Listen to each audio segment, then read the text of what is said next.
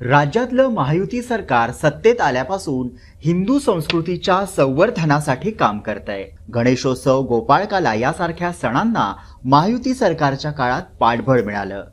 तसंच महायुती सरकारकडून हिंदूंचं श्रद्धास्थान असलेल्या देवस्थानाच्या विकासासाठी योजना राबवली जाते। याच अंतर्गत कोल्हापूर जिल्ह्यातील खिद्रापूर गावातील कोपेश्वर महादेवाच्या मंदिराचा विकास करण्यासाठी 21 कोटी 68 लाख रुपयांचा खर्च महायुती सरकारकडून केला जाणार आहे। मंदिराजवळील कृष्णा नदीच्या किनाऱ्यावर घाट अस्तित्वात नव्हता।